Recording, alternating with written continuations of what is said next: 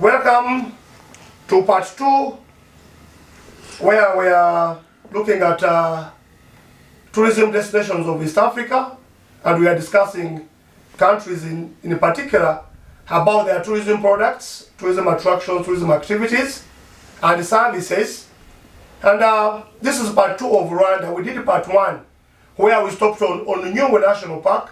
We had seen Volcanoes National Park. We had seen Akagera National Park. And we are continuing part 2 on Rwanda as a tourism destination. And let's go to Nyungwe as the third national park in Rwanda. And Boka will continue on Nyungwe, and then I will come in or supplement him. Yeah. The floor is yours. Thank you very much, my colleague Emmy. Yes, Nyungwe National Park is the third national park of Rwanda which we are looking at. This was established in the post-colonial period just recently, about 15 or so years back in 2005. It used to be a forest reserve, and until it was gazetted into a national park to the southwest of the country. This park is a forest, tropical mountain forest park, one of the biggest also in the region.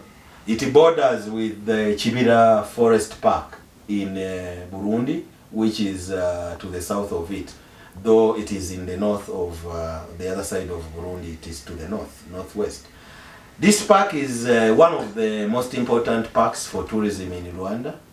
This park, what has made it most important is that it is a home to very many primates. 13 species of primates have been identified here. The major one being the chimpanzees, which attract in the two main places at Winka and at Chamdo. But the chimpanzee tracking activity is one of the main activities which attracts tourists. So after they have visited done gorillas tracking in Volcano, they travel southwards and do chimpanzee tracking. That's normally how most of those itineraries are designed. And apart from the chimpanzees, there are, I said, 13 primate species. There are several other primate species, black and white, colobus, Angolan monkeys, baboons, and other primates, lehost, blue monkeys, blue-cheeked mangabais. There are many. Those are part of those 13 which I've talked about. And then also, apart from the primates, actually other primate activities like also colobus tracking is done, apart from the chimpanzee tracking. Even golden monkeys are there, only that the golden monkey tracking activity has not yet been developed, but there is potential to develop it in the future. There are many species of mammals, over 95 species of mammals that have been identified in that park. But the park is also gifted with the natural waterfalls. In one of the earlier videos, I mentioned, which in an interaction we had with my colleague again, I even mentioned that it is one of the homes or the farthest source of the Nile is believed to be originating from that forest park. So there are streams and rivers here in this park that contribute to the waters that flow up to the Victoria Lake, up to the River Nile, which is the longest and greatest river here in Africa. There are waterfalls, very beautiful waterfalls in that park. There are lots of birds, about 300 species of birds have been identified, or probably more, but estimated at about 300. So there is quite a lot in that park, and the park is one of those that is contributing greatly to tourist revenues in that park. And the local community also near and around the park are participating.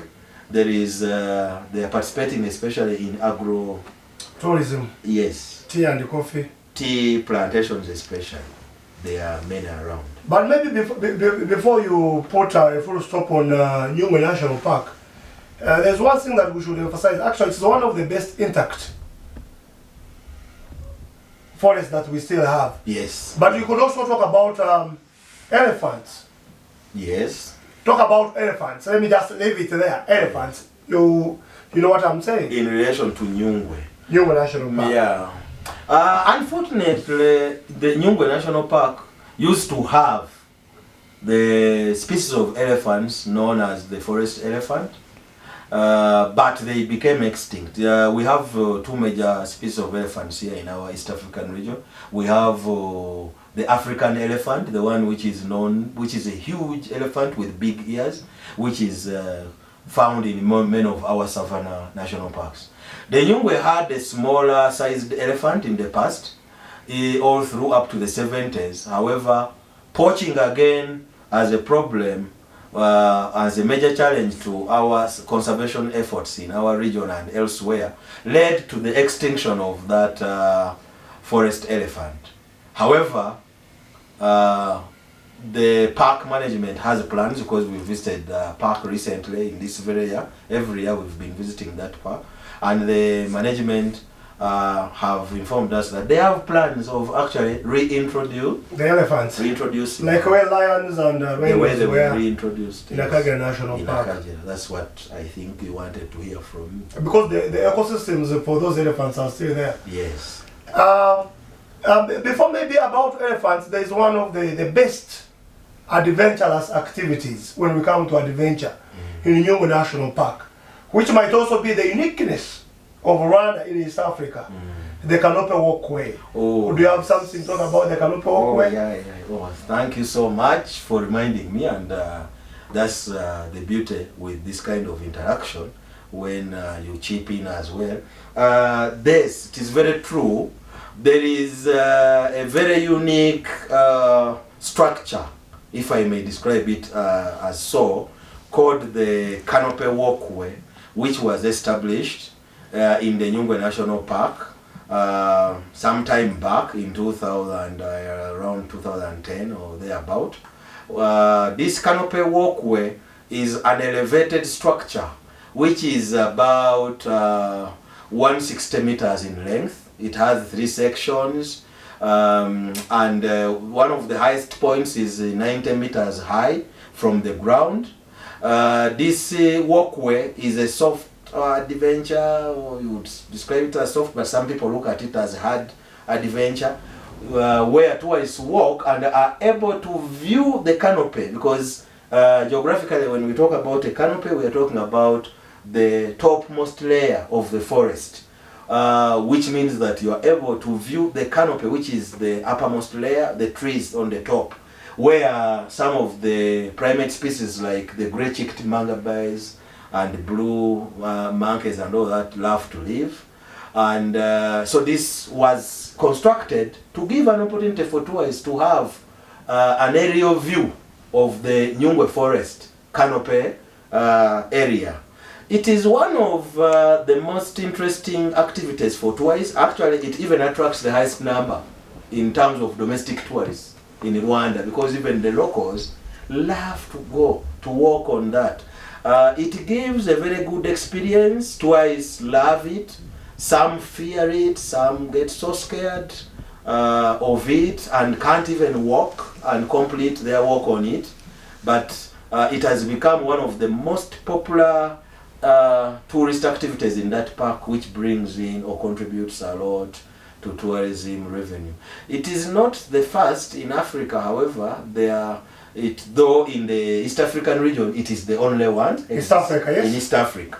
Though in West Africa, the same canopy is also existing in Ghana, I think Nigeria, Ghana, one of those two West African countries had it also. And when you go to South America, Brazil, where we have the Amazon forest also, they have structures like that. But in our region, like you have said, it has given a comparative advantage to Rwanda, because it is the only one which has that kind of structure, which has helped a lot in marketing Rwanda and that park. And that's why we're having so many Ugandans, Kenyans, Tanzanians, they come to Rwanda so they can experience it. Exactly. Especially those who are adventure lovers and tourism lovers.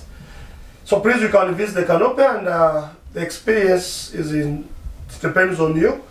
But he talked about Nyungwe National Park, basically as gone into deep about Nyungwe, but there is also, it's good for hiking, it's good for nature walks, and the climate, its climate. Can you tell us about its climate? Why? Climatically, as a geographer, what I know about this park is that it is at high altitude.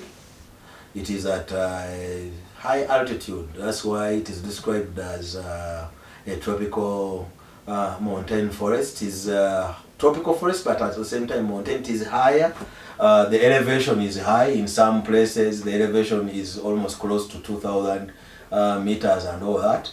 So this has, in combination with the forests themselves, the trees and all that, have given a unique climatic condition around this area. It is so cool, temperatures are low, and it receives high amounts of rainfall almost throughout the year, because even in sometimes in dry season it is still cool and it can rain because of the contribution of this densely forested area, the trees, and also the elevation being high in many parts of where this park is concerned. So temperatures are very favorable for tourism here. Conditions are good. Rainfall is in there, but also sunshine is also in there. This is how I would describe the climatic conditions there, and the factors which have influenced it. Yes, so visit Nyungwe National Park, especially for chimpanzee tracking, the monkeys, and also tracking, the canopy walkway, the waterfalls, the nature walks, birding, talked about different species of birds, and also outside the park there is agritourism. And in terms of also accommodation establishments, it has the one and only Nyungwe, whatever, the best that you can get. So please, that is your Nyungwe. Believe free. Next time we shall go deeper into these products and how they are done. So as we finish or we sum up the national parks of Rwanda, Mr. Booker, let's go to the youngest. Yes. The last born. Yeah. Which is Gishwati, Mukura, as you put it right. These are two reserves that were combined together. Yes. So would you tell our audience the uniqueness actually about Gishwati and Mukura National Park, especially starting with products and activities that a tourist can engage in? Every time I've been drawn into commenting about the Gishwati Mukura, which is the baby or the youngest, like we mentioned, of these national parks, I quickly compare it to the Nyungwe, which we've just been talking about. And the reason is because the habitat is similar. Both of these parks are tropical rainforest parks.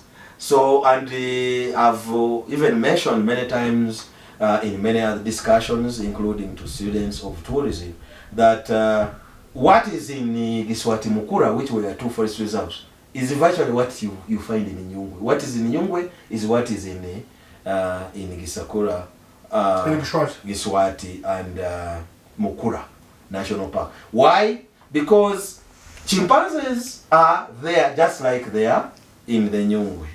And there are also other primates. Although the number of primates is not as many as the 13 which have been recorded in the Nyungwe. There are about some species, maybe 4 or so primates. So golden monkeys, chimpanzees are there, like I've mentioned, golden monkeys are there, baboons are there, and other monkeys, I think also colobus monkeys are also there. About 4 to 5 primate species are there. Birds are there as well, just like they are in Nyungwe. There are some bird species. I read somewhere of about 98, but maybe close to 100. But and they are still discovering more because still being a new park. Being a new park. So the park, they are trying to habituate also chimpanzees for chimpanzee tracking. As we talk, there is some. It has been open to tourism, but with limitations so far on tourist numbers. So there are controlled nature walks that are going on, which accommodate about groups of 8 tourists for nature walks in and around. Golden monkeys also, I'm told, I'm reliably informed, are also in there. So within the park also there are some waterfalls, by the way. So that's why I said that the comparison is so close to Nyungwe in terms of activities. And also, like we mentioned, within the community that surrounds the park, there is also there are tea plantations where agro-tourism and local community and other activities, the beekeeping, they are participating in that way. Yeah, so that is Giswati Mukura. They are still developing, also trying to develop some accommodation establishments.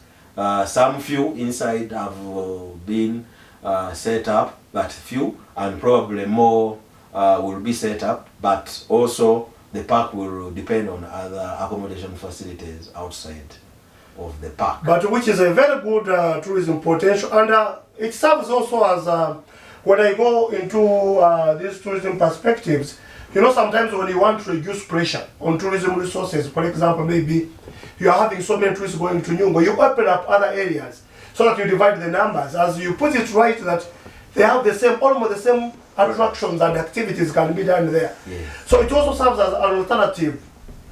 Reduce pressure on Nyungwe, yes, because what you can easily find in Nyungwe, you can also find them in Giswati Mukura. Yes. Those are one of the conservations as in a plaques that we always encourage.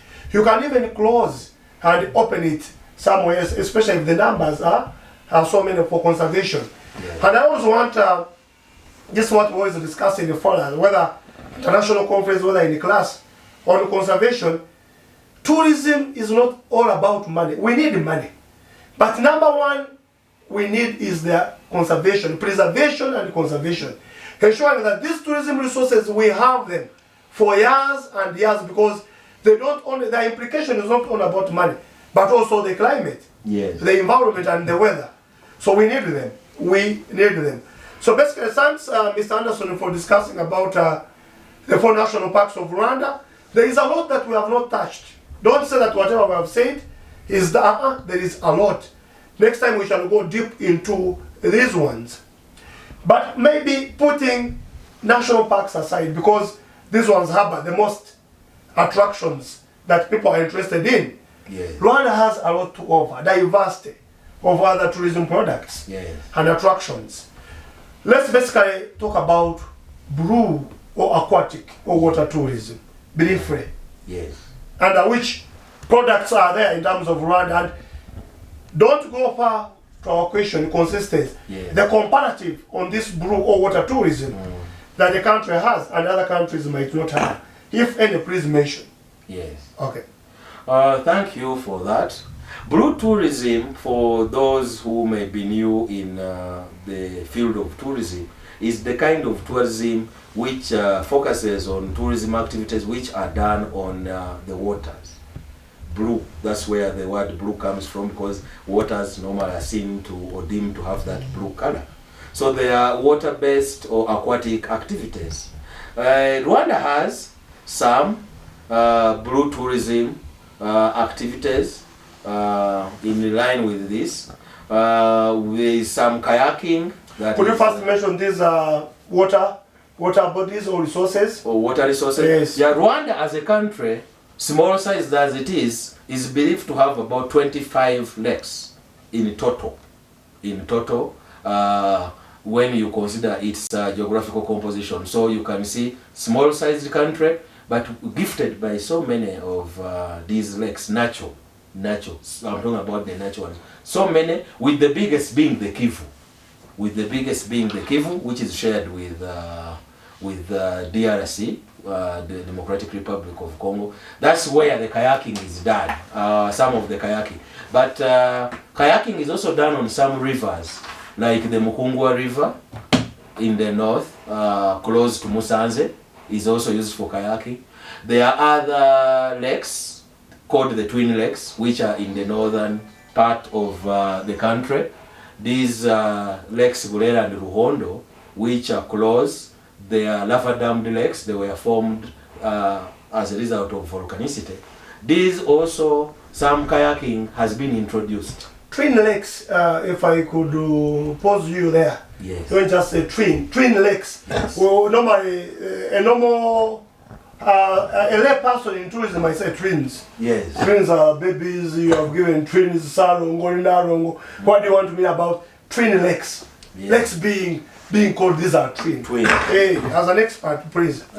Geographically, these lakes have been, were given this description of twin because of the formation process, or the process that led to their formation.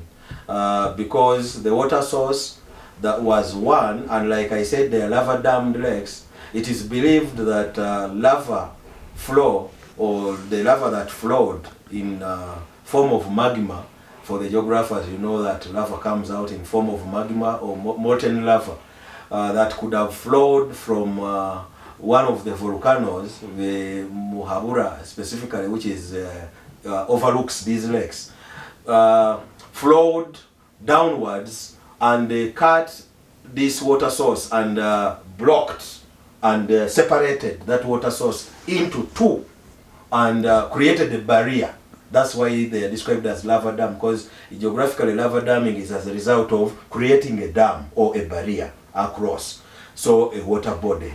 And that water source that was initially one now was separated by the lava that created a barrier in between and left two water bodies, with the Lake Ruhondo at a lower altitude and the Bulera, which when you visit is now at a higher altitude, and that is how they came to be described as twin lakes, or have been given this touristic name of twin lakes, meaning that their formation process is interlinked, and even their survival and their day-to-day what is intertwined.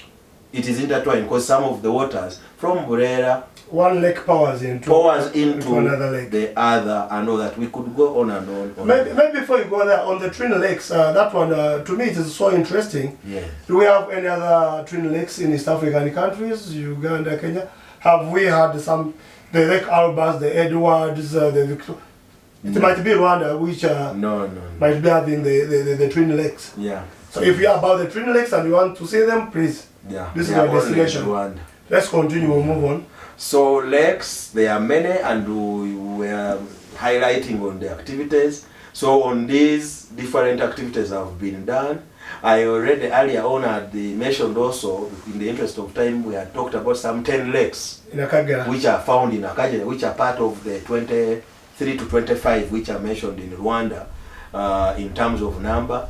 Those ones, boat rides also have been developed, though not on all. On Ihema, one of the biggest in that park, and also recently there is a boat ride that is done by a private investment that have established a lodge there called the Magasha Lodge. They have a boat which is for their visitors, however, only used by the visitors who are visitors at that Magasha Lodge to the northern part of the park. However, the other 8 lakes still have great potential of future development of other activities in there. But one of the other activities which have been done on these lakes is bird watching.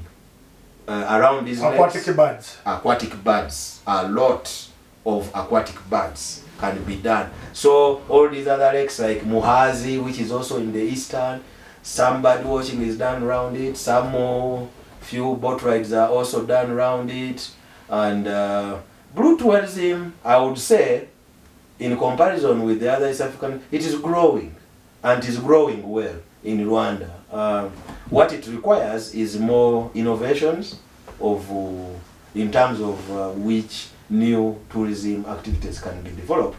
There are other lakes like Rweru, which is a lake which is bordering with Burundi. There are some hotels that have been established around it, and though when I was reading through the adventure master plan of Rwanda, I've observed that their product development department is planning some activities like introducing probably some boat ride, because we have met some of these many lakes in Rwanda, but some of them do not yet have activities. that have been developed. So the lakes are many. Most of them are concentrated in the east, some few in the north, like the Twin Lakes I've mentioned, and then in the west, the Kivu being the main one, and then the rivers, because some of these, the river systems is intertwined with the lakes. With the lakes, yes. With the lakes. Some of these rivers are flowing from one point to another, and they are interlinking with some of the lakes. The Akagera River, which is intertwined with the Nyabarongo River, which is intertwined with the Mukungwa River in the north.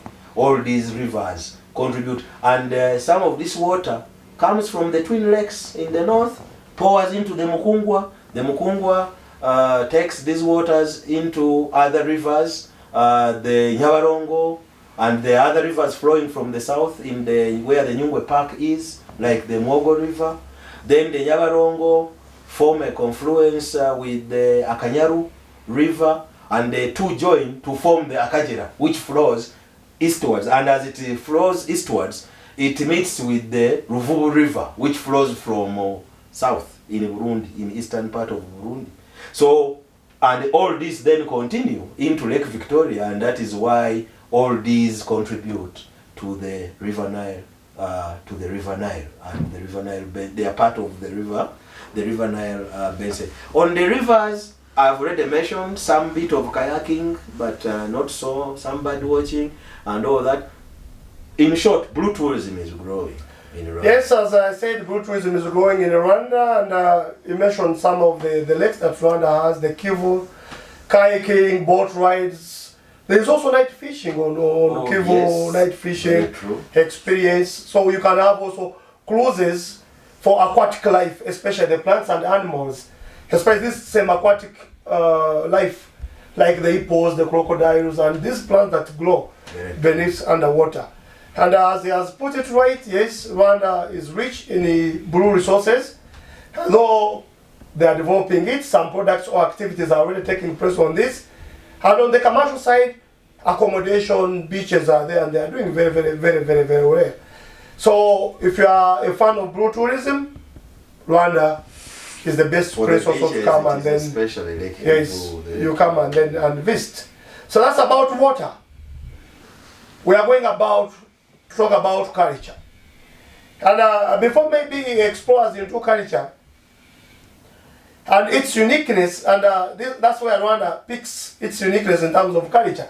I was reading, because if you read like at a country like Tanzania, they have over 60 tribes. Kenya above, you get it? Yes. Uganda 40, you get it? Because if not 50. The more tribes also, yes, the more cultural diversity comes in. Exactly. But Rwanda being one, that's the uniqueness.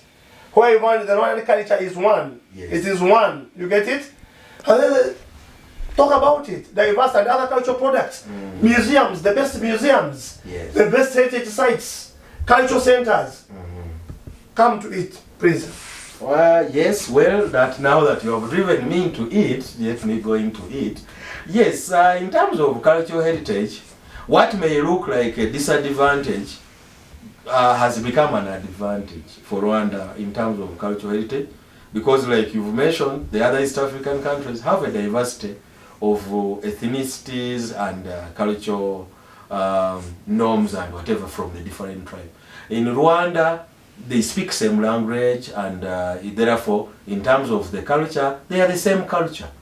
The dances, the cultural dances, and all that, so they are shared. The food, the way of life, it is shared. So this has become an advantage that they showcase, they package and showcase their unique cultural dances. They have different cultural dances for different ceremonies, wedding ceremonies, some for hunting and all that. They have described all these, the Chinimba dance, the Chishakamba dance. I don't know many of them in details, but to mention but a few examples from those I have observed myself and participated in enjoying. So this has helped, and these are very popular, by the way, for tourists, where they are showcased. I've talked about this earlier in one of the videos. So in Rwanda, where they are showcased, especially in the cultural villages, where these and performed by different cultural troops. These cultural troops have become one of the major attractions to see, for tourists to enjoy these Rwandan dances. And cultural centers are being also developed. Even in Kigali, I think one will be opened soon, which is being developed by government somewhere in Rebero here in. So once that one is opened, it will help a lot in promoting the cultural tourism product in Rwanda. You talked about museums. There are a number of museums, especially in the southern corridor. This is from Kigali as you move southwards. There are important cultural sites there, where again a lot of the cultural heritage is showcased. Along that corridor in Nyanza, we have the King's Palace Museum. This has a lot of history about the kings in Rwanda, because at one time Rwanda had kings, just like in the other East African countries, in Uganda and elsewhere. So this King's Palace in Nyanza is a very popular cultural and historical site, heritage site.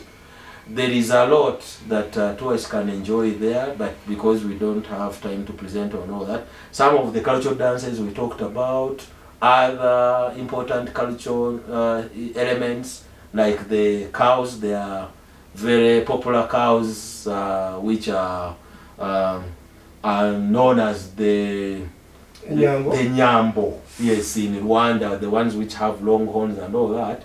Popular, they can be seen there. Then the history of the kings in Rwanda. This is part of the. And then as you continue from Nyanza to Huye, which is another city close, there is another important museum there, the Ethnographic Museum, which has a collection of a lot of historical artifacts and cultural heritage artifacts which have been collected there, which show a lot about the pre-colonial, colonial history and post-colonial history of Rwanda. These are another important. So cultural heritage, along with other museums, art museums. There used to be one also in the south, the Resero, but now we have the Rwanda Art Museum here in Kigali, and there are other museums which have also been established. Some of the museums are linked to other historical aspects of Rwanda, like the other history and the history of the dark tourism and all that, like the new one which was established in Kigali, the campaign against genocide museum, and others. So these are all different important cultural sites which are under the management of the Rwanda Cultural Academy, which used to be known as the Institute of National Museums of Rwanda, but now they are under, it's now known as the Rwanda Cultural Academy. So I don't know if I have answered probably that question. So in terms of culture, heritage, which takes in the different historical sites, the museums, these are there, and they are part of the main tourism products that are attracting tourists to come in also.